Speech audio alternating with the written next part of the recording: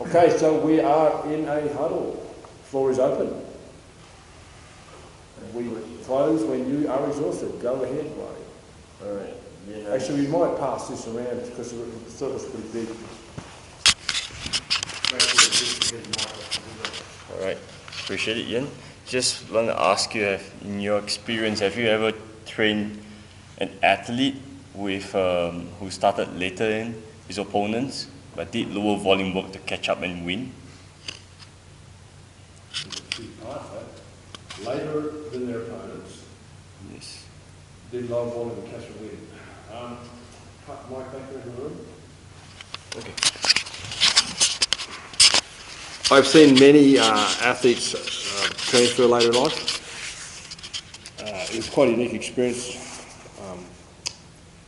The university I went to, there were 3 girls in that era, all who went to world level and all who went in their sport in their mid to late 20s, but from a background of training.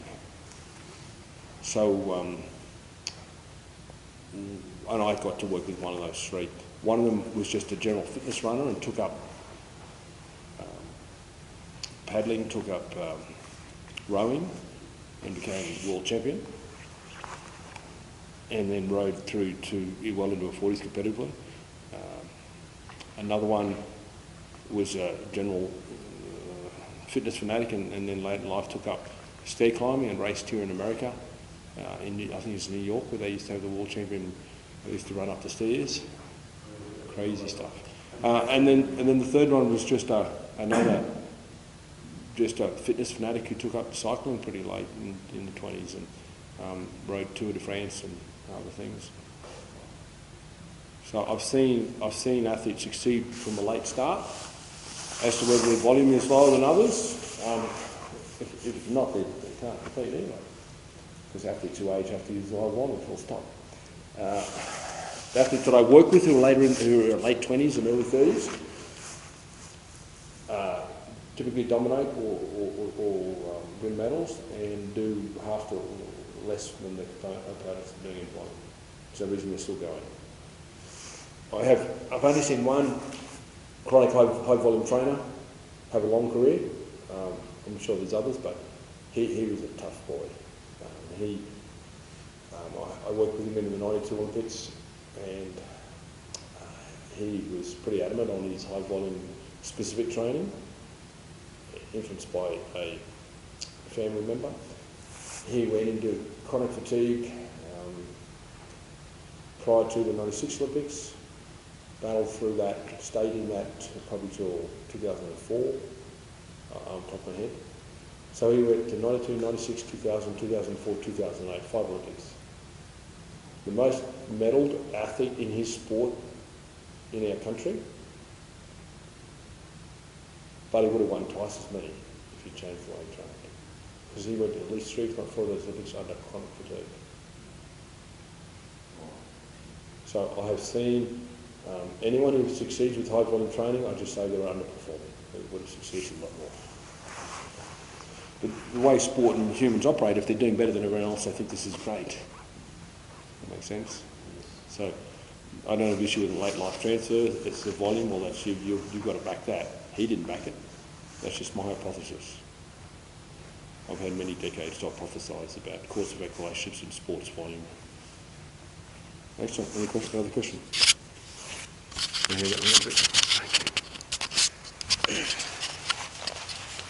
Two-part question. So in regards... They're always two-part questions. Okay, so in regards to the session that we just did, was it like combination of both psychological and spiritual development? That was the first part. And second part is, when would we, or when would you refer maybe an athlete or client out to someone like that? So let's do a question. You're referring to the session with the speaker then? Yes. So the Western world loves to segregate. The Western world loves to separate and to create what's called division specialisation. So if you are a nutritionist, then you are not qualified or allowed to talk about something else. And if you're this, you can't talk about that. Does that make sense?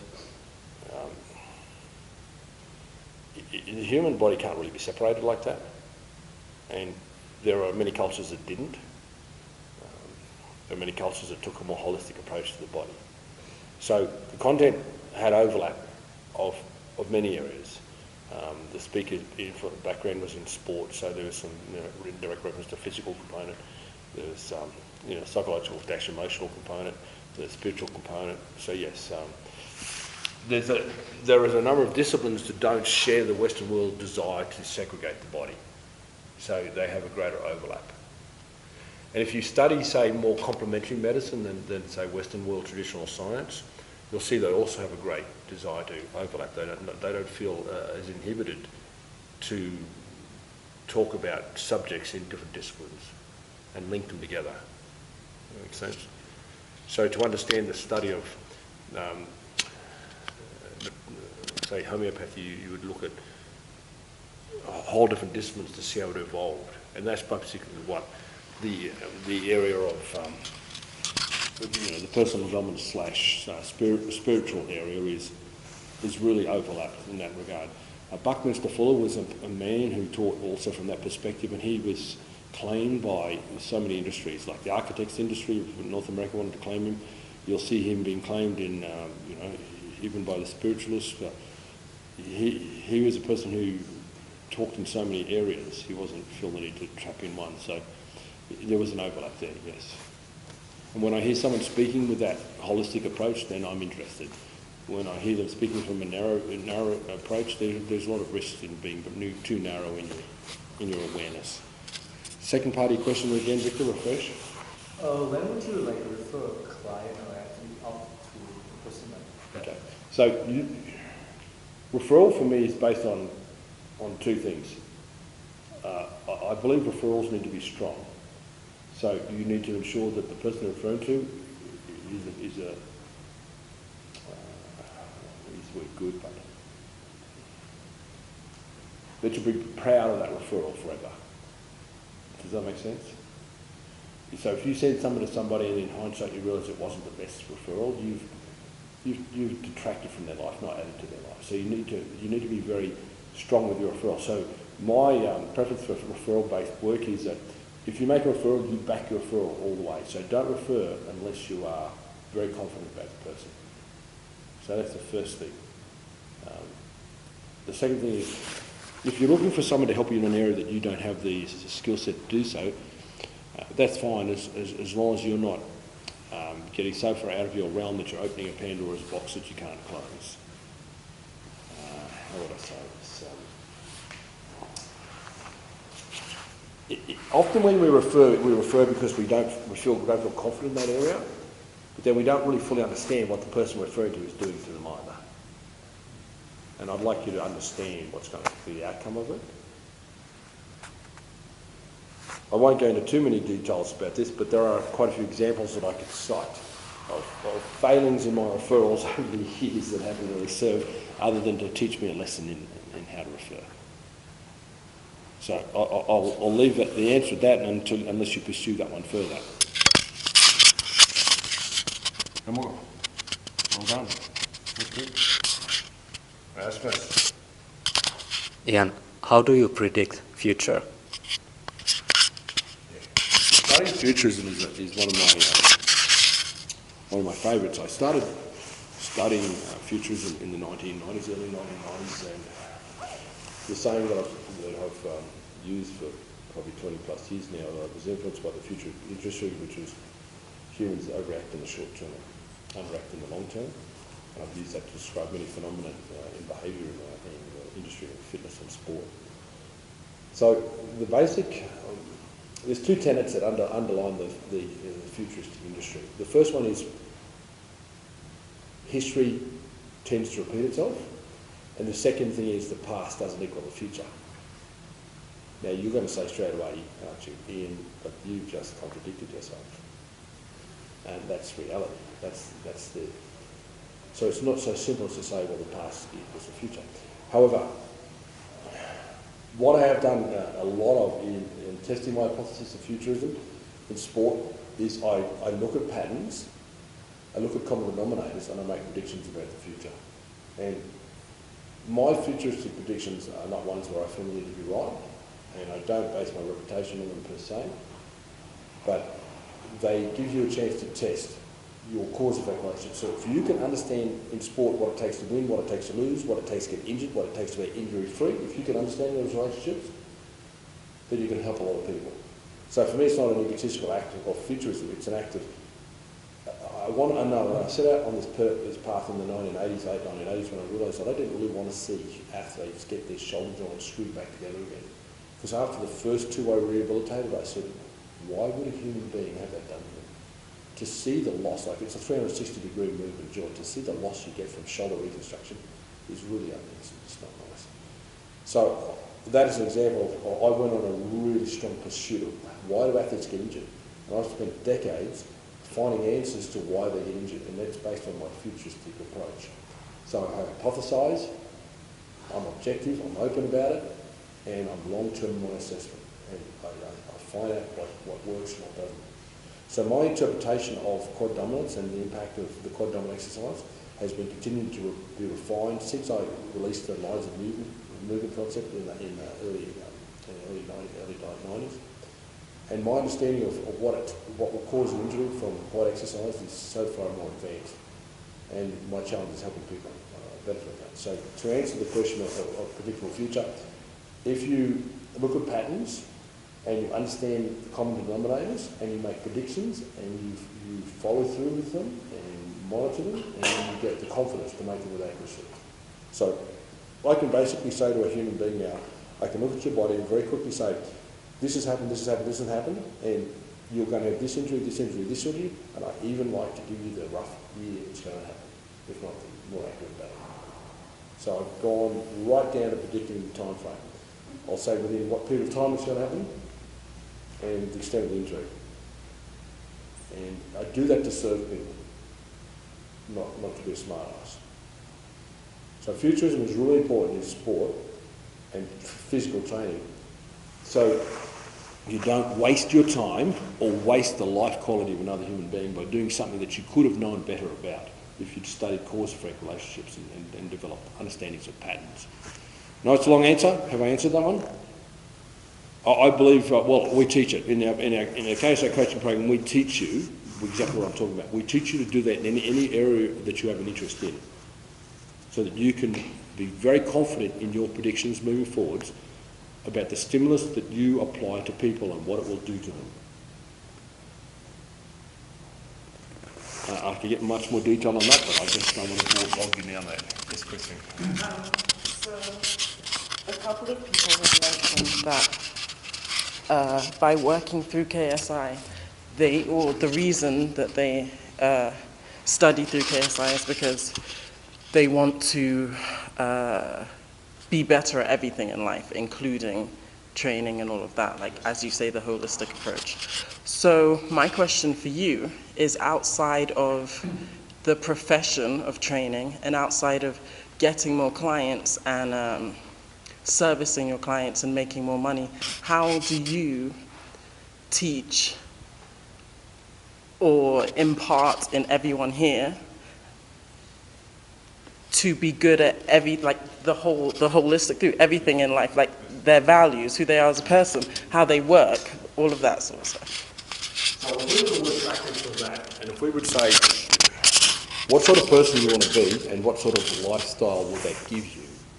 And if we work backwards from that and understand what we need to do to become that person and get those sort of results. So to give an example, the concept of working for money is a very disempowering concept. And I say, reasonably, you should never work for money. You should only ever work for purpose. Because when you're working for purpose and not money, it changes the way you live. But to get to that point, you have to be willing to let go of some values. Values like, my identity is who I am. Like, I am a strength and district, or I work with high-profile athletes. So we have to get them to an emotional maturity where they're willing to let go of that, where they're willing to let go of values like scarcity around money or scarcity around resources in life in general.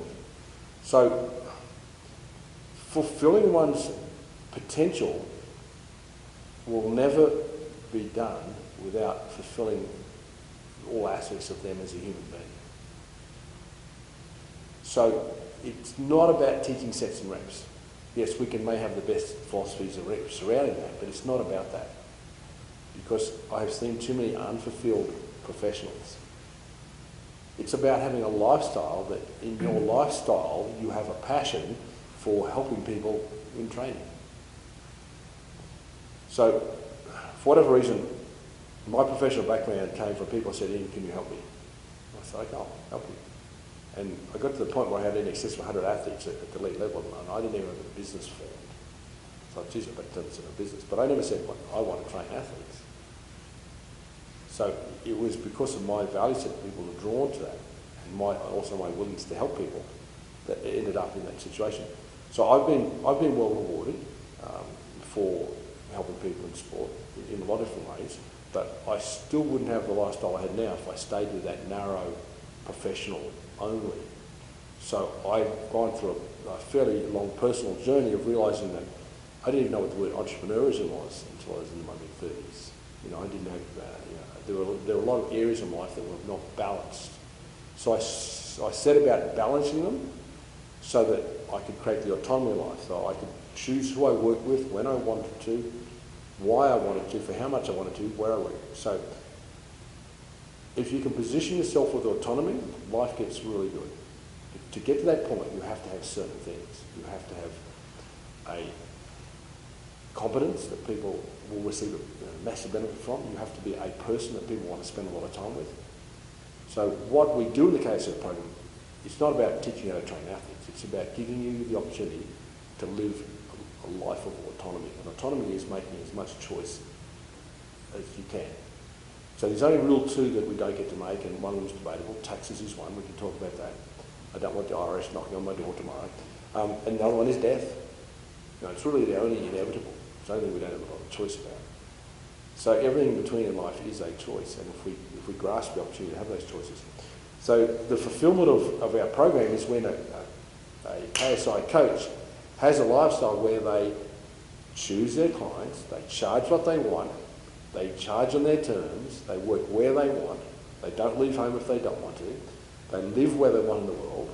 They, the average high-level coach in our program spends an average of 3 months a year on the road having lifestyle, visiting multiple countries. I mean, they live lifestyles that nobody else does in our industry, so to speak. So for me, it's never been about sets and reps. It's been about answering the question of what's the best way to train to help people have the best life they can. Because my sporting background didn't come from the traditional Western world sporting background. My idea of sport is village kids throwing a ball around or kicking a ball around in the dirt of the village, and the fun and the lifestyle they get from that. It's not for me about the material returns. So when I meet an athlete who's making $20 million a year, I really don't care. Like I'm not any more awe of them than I am an amateur athlete making no money a year. So it comes from a different value set. Am I heading in the direction of answering that question? Yes, but also, I mean, I guess I'll find out. So what you're looking for is, you're looking for an answer to something you don't understand yet, because I think you know what you want, but you don't know how you would get there. Is that a fair comment? Yeah, absolutely. So just verbalise to me, so I'm not putting words in your mouth.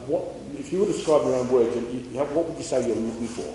And be pretty blunt about it. Like, don't feel the need to underplay. No, looking for in life. It's not about this program. We don't live for this program. We have life that happens to involve this program. I mean, I guess what everyone's looking for, it sounds like a simple answer, but I just want to be happy. But I know the things that make me happy. Good. So this is a starting point. So working back from the end point. So according to Dalai Lama and many other wise people, the purpose and pursuit of life is the pursuit of happiness in this lifetime, and then enlightenment in another lifetime. But that's a separate story. So if we work with happiness, do you know people who are unhappy with the life they're living? Who are unhappy with Yes. it? Yeah. Of all walks of life, of all income levels, of all countries, there's unhappiness. So once you understand that life's not much fun if you're leading an unhappy life, then you say, gee, I don't want to live that life. Then you ask yourself, well, what would make you happy? Now, personally, I believe humans are born to train. I think that's where we're on the planet to train. Now, I know I'm being a little bit facetious here, but I literally believe that for me, I'm born to train, and that would make me happy. training makes me happy. It doesn't matter what it is. It doesn't have to be the traditional in the gym stuff. I think one of the human purposes is to play. So when you know what would make you happy, and give me an example of something, what sort of lifestyle or life activity would give you happiness? Freedom. There's no one that's hang out with in my family, but I have a big family all over the place. So if I could pick and choose whenever I want to see them, whenever I want, for however long I want. Excellent. So this is now you're starting into what I call, not my term, but the word I use is autonomy, which is you choose where you live, who you live with, where you work, when you work. So the choice now, do you know many people who have that level of autonomy? Not many. It's pretty rare, isn't it? Yeah, maybe a handful. Yeah. It's a real small percentage of the world, and it's not totally determined by their income. It's not the domain of just the super wealthy. People who have true happiness and autonomy, it can be something held by many, but it is actually held by few. And I suspect you might have met someone in our program who you would say has a pretty happy life and a degree of autonomy. Yeah? So has that got you thinking to yourself, well, how does that work? Did that start, in our industry, so to speak, and I use that word loosely because I don't really want to see myself or what we do, teachers, being part of the mainstream industry. But to use the word loosely, in our industry, do you know many people who have that level of happiness and autonomy in our industry? No, like two. It's pretty rare, isn't it? It's rare. So were you intrigued when you saw that? I don't know if intrigued is the word, but possibly, yes. Definitely interested, for sure. Yes. So what were you interested in? How to get to, John is very confident in his work and building his business and talking to his clients. And I just don't have that confidence. Even, it's one thing coming here and not being confident with the things I say, but that's because everyone in here knows better. When I go outside, no one knows any better. I can say anything and they'll believe it because I look like I work out, so like, oh, she knows. But I still, even though I know that, I still don't have, I feel like the confidence I need outside of here. So there's a lot of things that I think about in terms of like the steps to get where I want to be, Yes. which would be similar to. Yes. Do you believe that it's common in the industry for people to have their confidence in their competence? Do you think confidence in competence is common? No, but there's also some people who think that, you don't know unless you know. Yes. But, Yes. The interesting thing about competence, I believe, is that ultimately the tide goes out. And when the tide goes out, you see who's wearing no clothes. Does that make sense? Yeah. So someone can be in a purple spot for a moment, things are just going their way, maybe they had an association with a company or they're getting a little bit of marketing going their way, etc., etc. And then 10 years later, is it still a purple patch or have things changed? Because I know many people who are perceived in this industry as being gurus who actually have got no client following or ability to attract client following whatsoever. And that's because they really aren't competent. So competence is rare but achievable. But competence in itself is not the only thing that we seek to develop here. We do seek to develop a high level of competence, but we seek to do more than competence. Because I have colleagues in other industries who are making millions a year, the highest profile, highest demand people in their industry, really competent, but I wouldn't swap with them. Because I believe there's more to life than competence. But competence without competence, I think you should quit and change occupations, so to speak. Because I think life would be pretty tough without the competence. We develop a level of competence in people that is unmatched in this industry. And it's evidence, I believe, by the fact that most of the coaches at the top end don't even market and they have to hide from the demand. Which is a complete flip-flop to most people who can't attract clients, so they market and some have breakthroughs in their marketing and get some clients. So competence is really important, but it's not the only thing we're going to teach in the program. What does competence give you though? What does competence give you? Confidence. Confidence? What else does competence give you? Like physically, tangible, intangible, like that. Well, what does it do to your earning rate? What does it do to your client It goes demand? up, sure, you get way more referrals as well. See, this is my attitude. If I work with one person and I'm incredibly competent, what will happen? They'll tell their friends. Yes. And then I'll work with 2 or 3 of their referrals, and each one of those, if I'm really competent and make a really big difference, what will happen? So in my opinion, service-based businesses, self-employed service providers do not need to market. That's completely opposite to what industry people are doing and being taught to do. Because if I'm phenomenal within 10 minutes, you're going to go, wow, I'm not going to leave this bloke ever. I'm going to go out and tell a few people I know would really benefit from this level of service. And how long would it take to fill up the hours in a day that one service provider has? Not long. You know what I'm saying? It doesn't take long to fill your appointment book.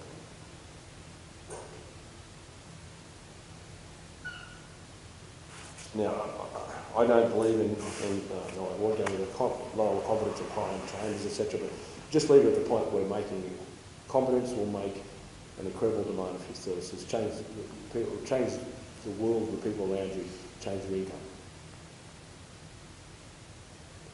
So until you can have an endless stream of clients who are willing to give you triple figures an hour, not just once or twice, but multiple times a week, then you aren't that confident. And to do that in the absence of an association with a sporting team, in the absence of association with a gymnasium, in the absence of an association with a commercial facility, or a magazine. To do that in the absence of that, that's true competence. Now most people are so incompetent that they have to either piggyback to one of those 4 organisations, a sporting team, a sports institute, high school, college, university, commercial company, or a magazine. If they don't, they're not going to get demand for their services. I want my coaches to be able to go to a new town and start afresh, bang, within 6 months, be all booked out to the level they want to be. That's how easy to grow a referral-based business.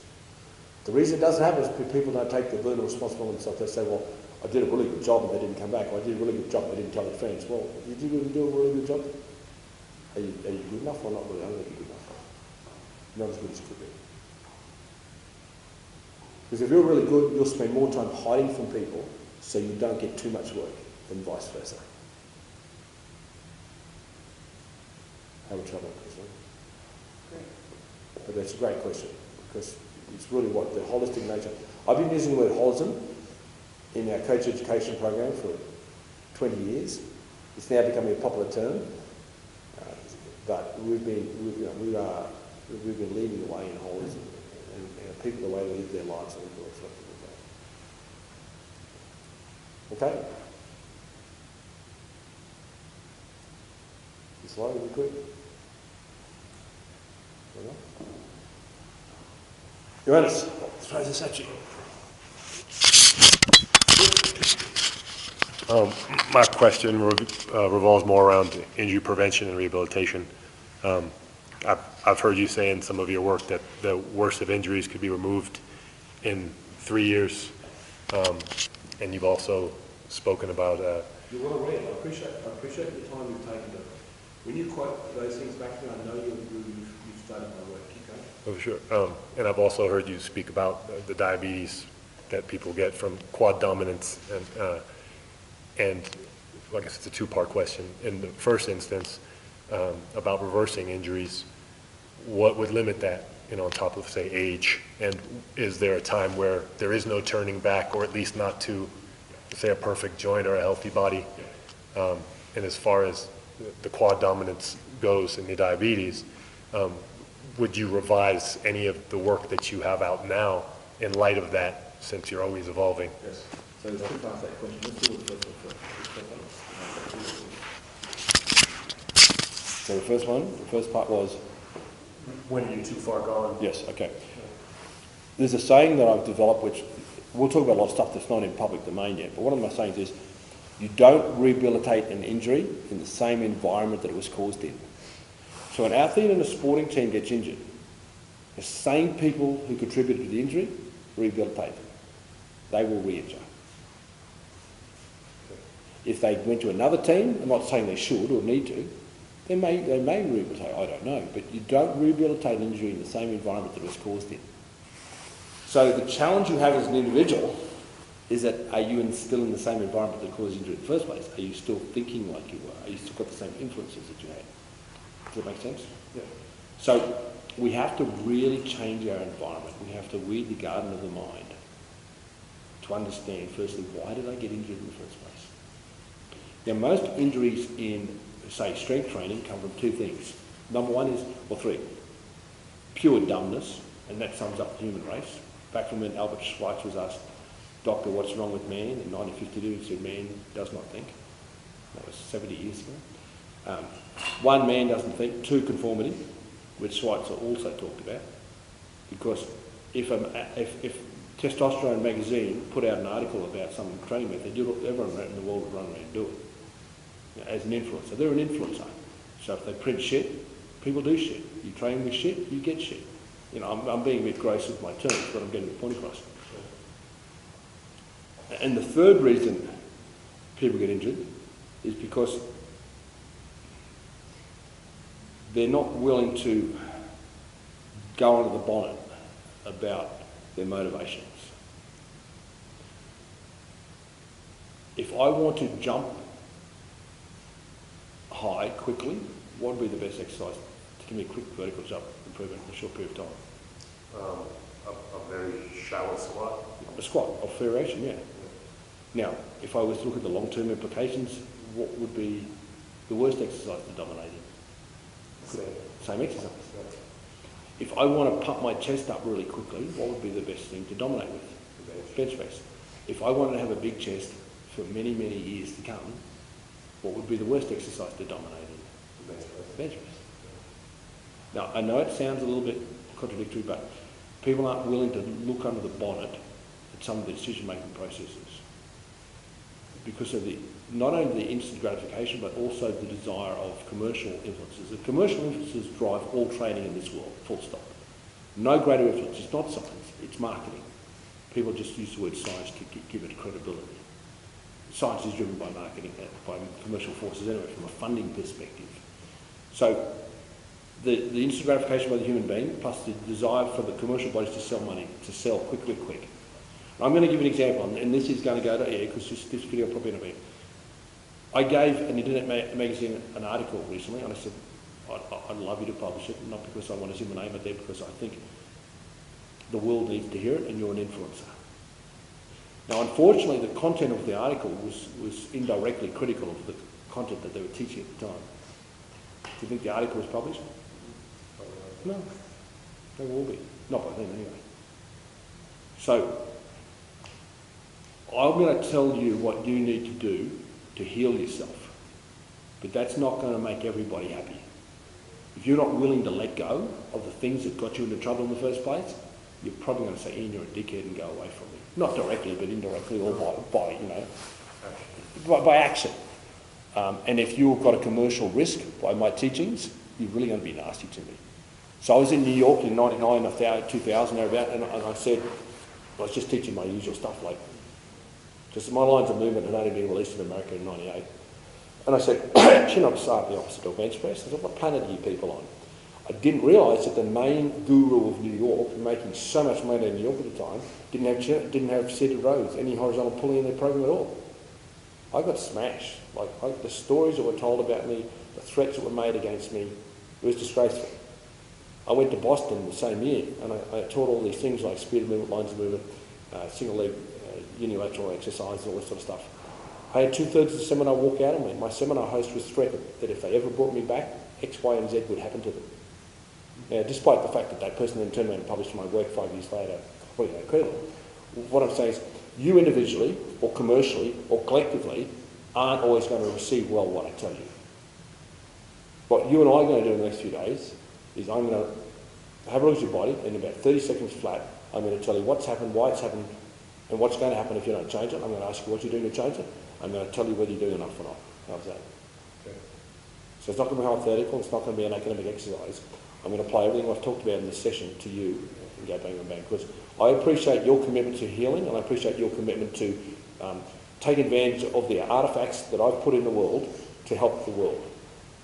And I fully understand, and I have no issues, no judgment, no concerns with the fact that you haven't fully grasped how to do it. That makes sense? Because if it was that simple, then maybe everyone would be doing it. There's many factors to it, the emotional factors, there's unwillingness to let go, etc. And there's even interpretations. For example, to fulfill my control drills concept, I introduced the concept of control drills. I said at the start of a workout, I like to do 2 to 4 exercises of a light load, slow speed movement to selectively recruit and provide an insurance policy against muscle imbalance. And I call it my control drills. Now the world grabbed that pretty quickly through to certain people, but they didn't teach it right because they didn't do it themselves. They wrote about shit that they actually weren't doing and didn't know how to teach. Now control drills are, and I wrote on my back of my video label back in the 99, 2000, I said these drills, and you've got to look back that wording, the original wording, I said these drills one day will be universally accepted. I wrote that, I said, but at the time no one knows what they are. And that was before they were grabbed by the American plagiarists and marketed heavily. But it's not about that. What I'm talking about is, if you don't do control drills in the manner intended, you're going to get that from them. They're almost a waste of time. You're just going through the motions. So to fully implement my method, you actually sometimes have to get a more person one-on-one insight into it. It's hard to communicate everything just through a book or a DVD. I intentionally, and I said this at the time, I didn't want to write too much about my control drills because I didn't feel they could be communicated in writing. I did it in video, but even then I think it's difficult. Now the people who popularised my control drills did it in writing. When I said at the time, I do not feel comfortable teaching my control drills in writing because I do not feel they can be fully and adequately conveyed in the written word. The way I will teach you how to do it one-on-one will be so different an impact. So how can the human grasp this concept that, one of my controls, a flutter or a scarecrow or something like that, done my way would be 5,000 times different than the way everyone's doing it, but it is. So I understand how you might have missed a few points. Is that a fair comment? Yeah. Right. And we'll go into more depth. The sooner you, and go back to your second question, is the sooner you understand something going wrong, the easier it is to return it. So when I'm working one-on-one with an athlete, if they've had a niggle for 4 hours, I'll have it get gone in 2. So about a half-life is a theory that I've developed many years ago. If you've had it for 3 months, we'll allow 6 weeks. If you've been developing it slowly over 10 years, you'll allow a few years to fully remove it. Now, under what circumstances can you not remove it? There are a few systems of the body that don't heal as well as others, and that is exacerbated by age. So bone surfaces, bone surfaces and nerve regeneration are 2 that are more challenged in their ability to heal. Bone surfaces and nerves. That is impacted by age. So yes. Now I work with a lot of people, and sometimes as a volunteer I work with people who are one step away from palliative care due to the neuromuscular, the musculoskeletal or the neuromuscular pain that they are in.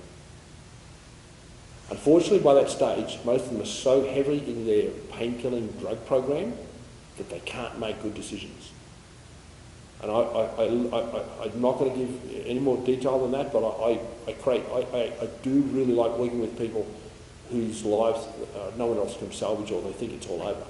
It's a bit harder when they're addicted to the painkillers, because it starts messing with their mind. So you can pull back from anything, but the deeper you're in the hole, the more determination you've got. And I'm working with a few currently that aren't addicted to painkillers, but they're so in the hole. People usually come to me who don't want to have joint replacements. They're my bread and butter, because I like working with people who believe there's a hope. The challenge with the joint replacement is that the same one that the medical industry will tell you if they're honest, is that it's a 10-year lifespan, so unless you're 60 or 70, we probably shouldn't do it. because you have to have another one. And you're working with less service than you did before. And there's always a hope that technology will improve and all that story, sorry. You can't trade in surgery for a newer model. You're not starting at the same point. So I believe that where you believe there's hope and you're driven to do it, we can get it done. But it is taking longer by two variables, how long you've had it and your age. And thirdly, how willing you are to change your lifestyle to do it. Many people, including in some ways myself, just about need to go full-time rehabilitation to get to where they want to be. Like, you know what I'm saying? Their lives live around rehabilitation. My children think that I spend all my day stretching. They've never seen a human being stretch as much. They're good about that. They think that's me. And as they get older, they're starting to appreciate why. But I'm sure as a young kid, they said, why does my dad do that? Because I get mocked. I go to a sporting event to watch my kids, and I'll just go to the corner, I'll stretch, and I know the other parents are mocking me. Well, of course they've got it. Like, I'm the 1% that's doing that, and the 99% are doing the other thing. It happens all the time. I used to be at the Australian Institute of Sport in the 80s and 90s, and I'd be out and working with athletes 24 hours a day and never go and drink with the coaches. They used to mock me because I was the only one fully committed to helping the athletes, and they all wanted to drink it once the sun set and get drunk every night. So, you know, get ready to be mocked. But yeah, you've got to be willing to dedicate your entire existence if it's a big ambition. Leave no stone unturned in your pursuit of your personal quality of life. And if you've made mistakes, and we've all made those, with our training, with our body, be prepared to pay the price to undo them. But yeah, I love when people have hope. Without hope, there is nothing. And I know the emotional roller coaster that they go through. Because I've got people I work with who don't talk to me for a few months, and I know they've lost hope temporarily.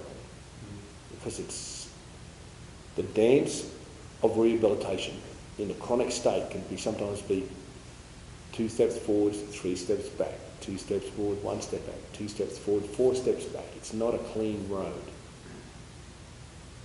But I can tell them what's going to happen if they don't do that now. And if you want to have joint replacements early, if you want to be in palliative care in your 40s, there will be an entire industry in the next 10 to 20 years that will be for people, you know, CrossFitters and other people who have just gone hard. And it'll be normal. You know, the sale of lifts in houses will go through the roof. But there won't just be retirement homes for old people. There'll be palliative care for people who've damaged their body through training. And I don't want to be amongst them. It'll be a pretty depressing place. It'd be really easy to go there. You could just stop trying.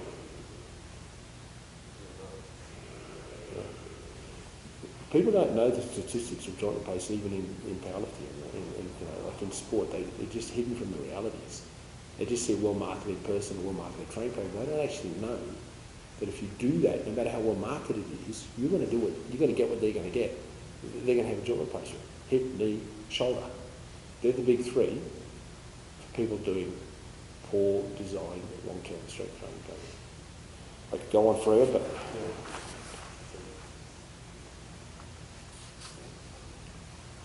okay, so it looks like we've had a exhaustive chat, so I appreciate it. It was valuable.